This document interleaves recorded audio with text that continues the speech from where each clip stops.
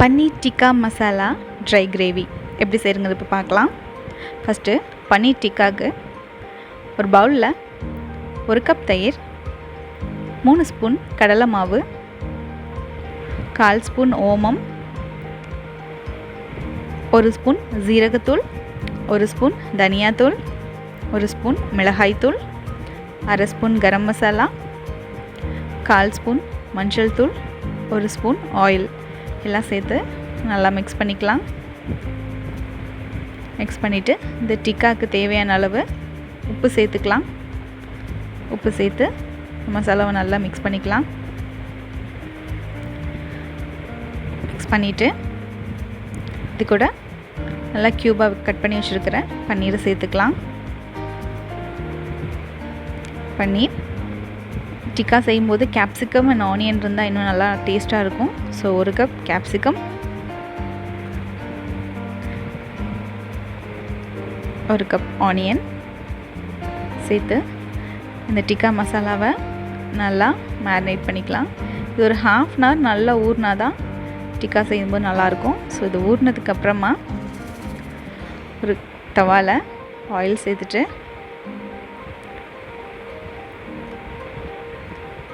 பன்னீர் எடுத்து ஆட் பண்ணி டிக்கா ரெடி பண்ணிடலாம்.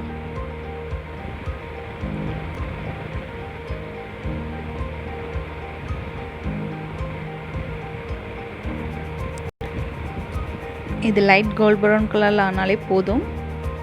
பன்னீர் ஓவர் குக் ஆகாமல் இருந்தால் தான் கிரேவிக்கு நல்லாயிருக்கும்.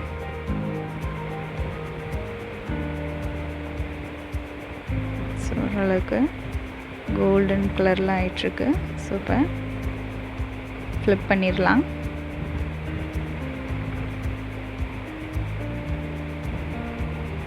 இந்த சைடும் குக் ஆகிட்டுருக்கு.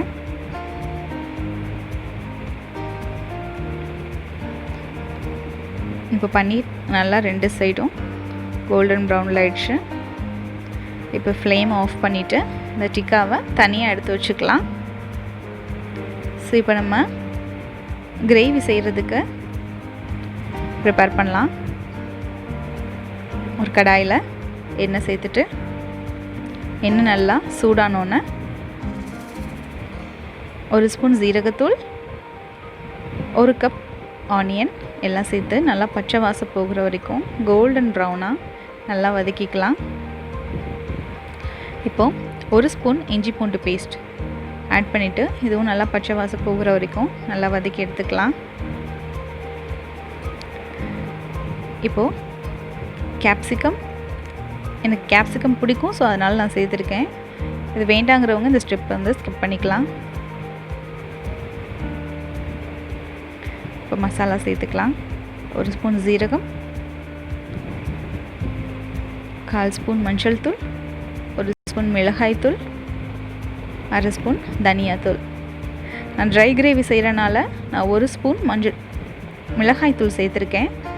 இன்னும் நல்லா செமி கிரேவியாக வேணும் அப்படிங்கிறவங்க இன்னும் 1 ஸ்பூன் கூட மிளகாய்த்தூள் சேர்த்துக்கலாம். நான் 2 தக்காளியை மேஷ் பண்ணி வச்சுருக்கேன். ஸோ ஆட் பண்ணிக்கிறேன். ரெஸ்டாரண்ட் ஸ்டைலில் நல்லா திக் ரெட் கலரில் வேணும் அப்படின்னா டொமேட்டோ பியூரி சேர்த்துக்கோங்க.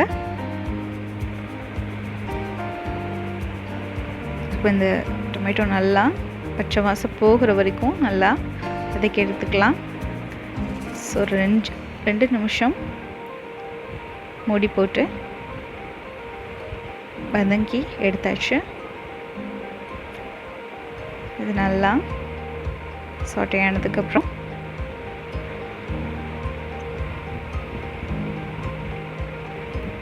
ஒரு கிளாஸ் தண்ணி சேர்த்துக்கலாம். தண்ணி சேர்த்துட்டு இந்த கிரேவிக்கு தேவையான அளவு உப்பு சேர்த்துக்கலாம். நம்ம ஆல்ரெடி டிக்காவில் வந்து உப்பு சேர்த்துருக்கோம். ஸோ அதை மைண்ட் பண்ணிவிட்டு இப்போ உப்பு ஆட் பண்ணிக்கோங்க. ஸோ நல்லா கொதித்த உடனே இப்போ இந்த டிக்காவை சேர்த்துக்கலாம். சேர்த்துட்டு ஒரு 5 to 10 minutes இந்த பன்னீரோட இந்த கிரேவி நல்லா கொதிக்கட்டும். கொதித்து நல்லா ட்ரை ஆகட்டும். நல்லா கொதிச்சு ட்ரை ஆயிடுச்சு. Paneer tikka masala dry gravy ready. உண்மையாலுமே இந்த டிக்கா மசாலா சாப்பிட்டு பார்த்தோம், ரெஸ்டாரண்ட் ஸ்டைலில் இருந்தது. ரொம்ப ரொம்ப டேஸ்ட்டாக இருந்தது. என்னோடய ஃபஸ்ட் டைம் ப்ரிப்பரேஷன் தான், பட் இருந்தாலும் ரெஸ்டாரண்ட் ஸ்டைலில். மித்ரன்வால் சேனலை லைக் பண்ணுங்கள், கமெண்ட் பண்ணுங்கள், ஷேர் பண்ணுங்கள், மறக்காமல் சப்ஸ்கிரைப் பண்ணுங்கள்.